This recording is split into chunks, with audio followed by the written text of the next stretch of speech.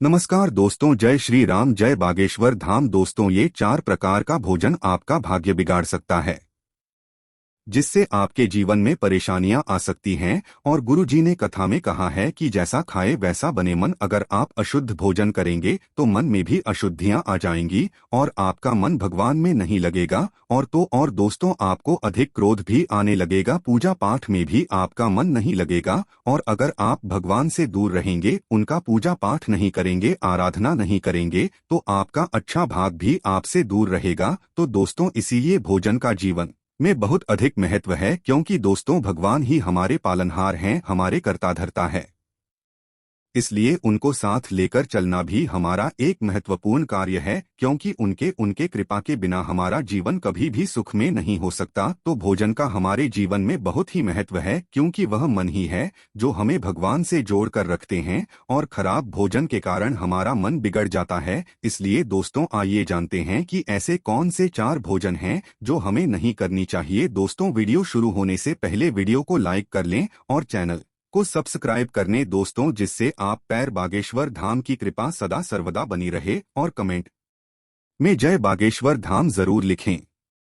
जी हाँ दोस्तों, नहीं करना चाहिए ये 4 प्रकार का भोजन। पंडित मिश्रा ने बताए इसके दुष्प्रभाव। आज ही सुधार ले ये आदत। दोस्तों, गुरुजी बताते हैं कि बाणों की सैया पर लेटे भीष्म पितामह अर्जुन को कहते हैं कि अरे अर्जुन, 4 तरह का भोजन बेकार होता है। पहला, जिस भोजन की थाली को ठोकर लग गई वो खाना नली में पड़े कीचड़ के समान होती है। दूसरे नंबर का भोजन वो होता है जिस थाली को लांघ कर चला गया वो भोजन गंदगी के बराबर होता है। तीसरे नंबर का भोजन जिसमें बाल पड़ा हो वो भोजन दरिद्रता के समान होता है।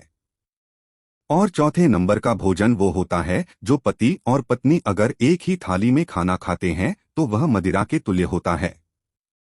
यदि पति और पत्नी एक ही थाली में बैठकर भोजन कर रहे हैं तो वह मदिरा के समान होता है।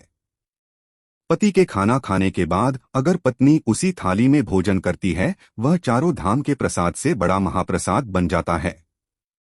लेकिन अगर दोनों का साथ भोजन करने का नियम है तो दोनों अलग अलग थाली लगाएं, लेकिन पति के साथ एक ही थाली में भोजन करना रोज बैठकर मदिरा पीने के बराबर है। आगे उन्होंने कहा कि एक ही थाली में भोजन करने से प्रेम बढ़ता है, लेकिन शिव पुराण कहती है कि जिस घर में पति पत्नी एक ही थाली में भोजन करते हैं उस घर की दशा बहुत खराब होती है। उस घर के बच्चे कभी भी विद्या में उत्तम नहीं हो सकते हैं। उस घर के बच्चे कभी सत्य मार्गी नहीं निकल सकते, वे मार्ग से विचलित ही निकलेंगे, क्योंकि वह मदिरा के नशे में पैदा हुए थे।